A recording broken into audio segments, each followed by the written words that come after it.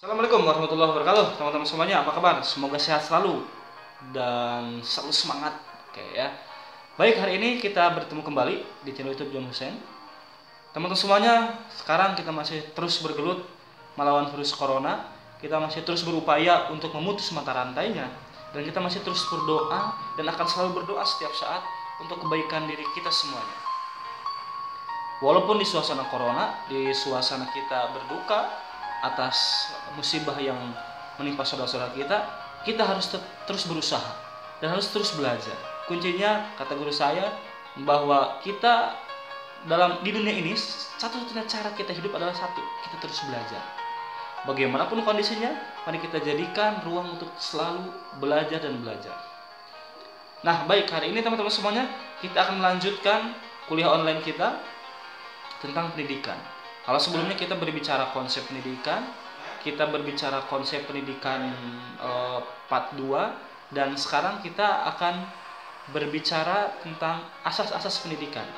Karena sejujurnya pendidikan itu didorong ataupun disokong oleh asas-asas yang membuat pendidikan itu kuat gitu.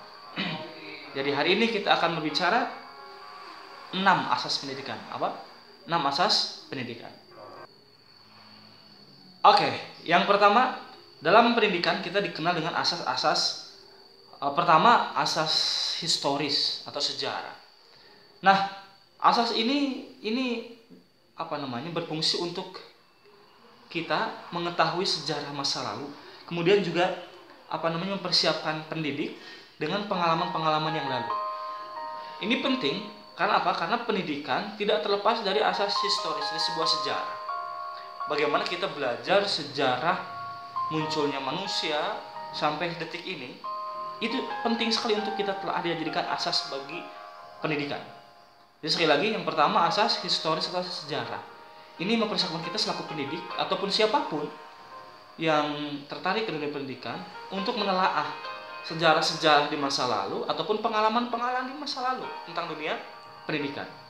Nah, ini penting karena apa? Karena kita hidup di zaman yang kesekian, tidak dihidup di zaman yang pertama ketika diciptakan manusia. Tentu banyak sejarah ataupun pengalaman-pengalaman di masa lalu yang harus kita dijadikan asas ataupun fondasi pendidikan.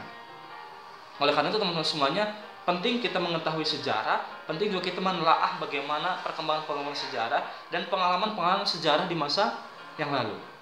Jadi itulah asas historis dalam dunia. Dan oleh karena itu seorang pendidik tidak bisa melepaskan asas historis dari proses pendidikan. Asas yang paling penting dari historis ini pengalaman-pengalaman. Pengalaman kemarin itu menjadi bahan untuk pembelajaran hari ini. Pengalaman tahun yang lalu akan dijadikan bahan untuk perbaikan tahun ini. Begitu seterusnya. Jadi sekali lagi, pendidikan tidak akan terlepas dari pertama, asas historis. Nah, yang kedua, setelah kita memiliki kerangka sejarah ataupun pengalaman-pengalaman, ternyata pendidikan itu tidak bisa terlepas dari asas sosial. Seperti kita telah bahas bahwa pendidikan dari sudut pandang masyarakat itu adalah pemindahan budaya. Nah, berarti itu juga menjadi asas pendidikan, bahwa asas sosial itu sangat penting. Jadi kita mengetahui kerangka budaya. Jadi dari mana budaya itu dipindahkan, dari mana budaya itu berasal. Jadi yang kedua, dalam asas pendidikan ada asas sosial. Jadi bagaimana pemindahan budaya dari leluhur kita pada generasi selanjutnya dan sampai kepada kita. Ini penting karena dari proses sosial ini juga sangat kental sekali tentang pendidikan. Jadi yang kedua, sekali teman-teman semuanya, dalam pendidikan ada asas sosial. Jadi kita mengetahui dari mana pendidikan ini bermula, pemindahan kebudayaan ini bagaimana seterusnya berjalan begitu. Jadi kita akan mempelajari, ternyata teori tentang misalkan silih asa, silih asuh, silih asih, dan silih wangian ini berasal dari siapa? Nah, ini kita bisa telah dari asas sosial. Kita bisa runut, ternyata ini muncul dari sesepuh ini dan turun-temurun, terus diwasiat-wasiatkan dan terus dijaga sampai akhirnya sampai ke generasi kita. Nah, itu salah satu contohnya. Jadi asas yang kedua adalah asas sosial. Yang ketiga, dalam pendidikan itu ada asas ekonomi. Maksudnya ini adalah asas untuk bagaimana kita mengatur dunia, begitu ya. Nah, apa namanya? Karena penting juga dalam pendidikan ini pengaturan keuangan dan pengaturan kehidupan. Jadi asas ekonomi ini mengatur bagaimana pola kita dalam hidup, gitu ya. Mengatur bagaimana pemasukan, pengeluaran, dan juga mengatur bagaimana pola hidup kita. Nah, ini juga penting sekali, dan ini sangat berpengaruh ataupun sangat mempengaruhi pendidikan tersendiri, gitu ya. Karena sekali lagi teman-teman semuanya, contoh begini, asas ekonomi ini bahwa pendidikan seseorang itu mesti seorang ekonomi yang bagus dengan seorang ekonomi yang katakanlah kurang, itu jelas akan berbeda pendidikannya. Misal kalau saya terlahir dari asas ekonomi yang ataupun keadaan keluarga ekonomi yang pas-pasan, akhirnya saya dituntut untuk bekerja keras lebih lagi. Nah, beda dulu ada teman saya yang dia adalah high class lah gitu ya, dia orang kaya, saya bukan. Jadi ketika saya melihat asas pendidikan atau pendidikan yang diberikan oleh orang tuanya itu jelas berbeda.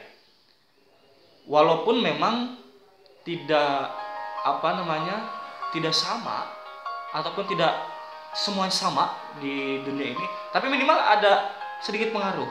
Asas ekonomi atau keadaan ekonomi sebuah keluarga itu mempengaruhi tingkat ataupun pemberian pendidikan, pola pendidikan kepada keluarganya gitu.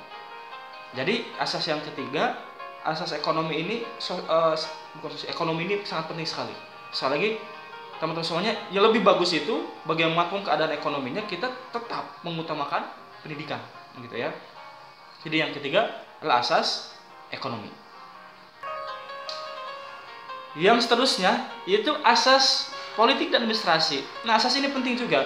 Ini berbicara ideologi, kemana arah dia bergerak dan bagaimana cara dia mencapai tujuan gitu ya. Nah, asas politik dan administrasi ini penting sekali dalam pendidikan dan menyokong menjadi asas ataupun menjadi dasar dalam pendidikan. Ini berbicara ideologi atau akidah politik itu gitu ya. Jadi teman-teman semuanya, banyak sekali tokoh-tokoh pendidikan yang memang berbeda ideologi, tapi karena kita satu bingkai, satu rumah, beda ideologi pun akhirnya menyatu. Nah, ternyata dalam pendidikan juga ada asas politik dan administrasi. Kalau administrasi jelas gitu ya, itu mengatur berbagai hal dan administrasi tentang tata kelola ataupun tentang hal yang mesti ada, yang mesti dipersiapkan dalam pendidikan. Jadi sekali lagi asas politik ini menjadi sangat penting dalam pendidikan. Ini menjadi asas yang keempat atau kelima ya dalam yang keempat ya dalam pendidikan, asas politis gitu ya. Nah, jadi politik tidak bisa dipisahkan dari kehidupan, bahkan dari pendidikan pun kita ada yang dinamakan asas politis. Berarti politik dalam kehidupan itu jangan disandingkan saja. Yang penting kita bisa menggunakan ideologi akidah kita dalam pendidikan. Jadi itu asas yang keempat. Nah, yang kelima yaitu dalam pendidikan itu dikenal asas psikologis. Nah, ini yang penting juga bagi kita yang bergelut di dunia pendidikan, guru apapun itu, pokoknya yang terkait dalam dunia pendidikan formal. Dan sejujurnya pendidikan itu tidak terkotak dalam sekolah. Sejujurnya dunia ini adalah pendidikan. Jadi yang harus kita pahami dulu dalam pendidikan ini, sejujurnya jangan mengkotakkan pendidikan. Pada akhirnya pendidikan itu luas, tidak hanya dalam kelas di sekolah. Berarti ada hal ataupun ada istilah lain yang lebih cocok kayaknya untuk kita terus kita melatih proses ini. Jadi saya kira pendidikan dan belajar lah kira-kira. Jadi kita banyak ruang untuk belajar, berpendidikan, tidak hanya di sekolah. Sekolah menjadi salah satu alat untuk mencapai tujuan kita dalam dunia pendidikan. Tetapi pada akhirnya pendidikan itu luas. Pendidikan ini mencakup seluruh kehidupan. Seperti video sebelumnya bahwa pendidikan ini mencakup seluruh dunia atau seluruh aspek kehidupan. Nah, Yang kelima juga ini asas psikologis ini menjadi sangat penting teman-teman semuanya. Bagaimana kita mempelajari sikap, tingkah laku, pola hidup manusia. Nah, karena kadang-kadang kalau dalam dunia psikolog ataupun psikologi perkembangan, dulu saya pernah belajar di kampus itu, manusia menjadi sumber utama menjadi objek utama untuk ditelaah, diteliti. Dunia pendidikan pun tidak terlepas dari itu. Asas psikologis manusia, tentang watak juga, kemudian tingkah laku, perilaku. Nah, ini penting.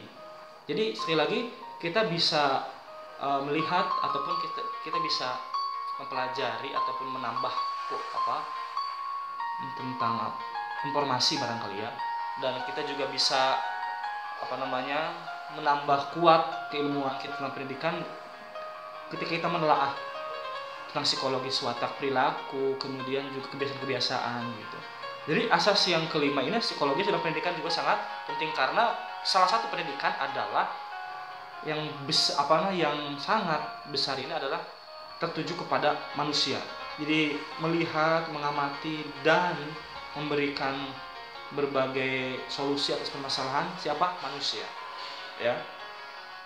Jadi asas yang kelima adalah asas psikologis.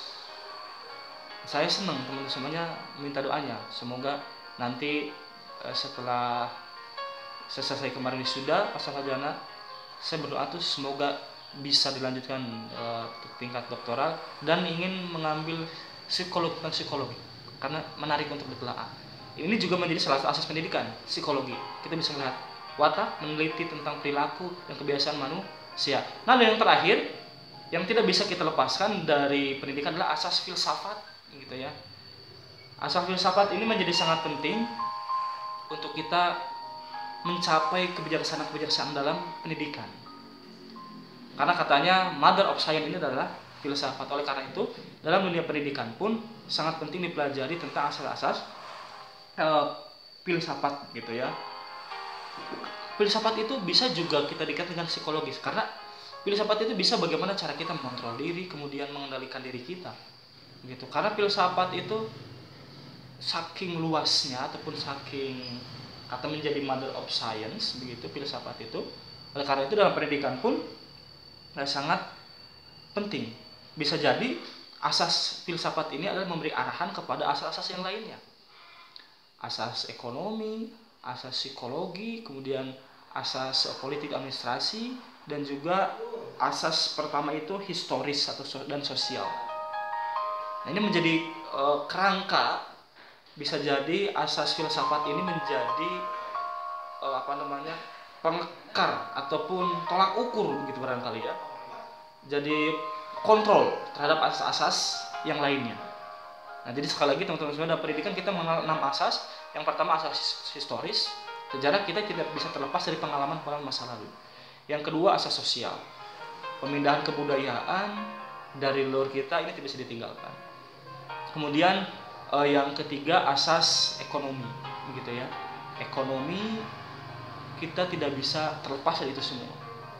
Kemudian yang keempat itu asas politik dan administrasi. Jelas itu berbicara ideologi dan berbicara akidah. Sekali lagi, politik tidak bisa dipisahkan dari kehidupan kita.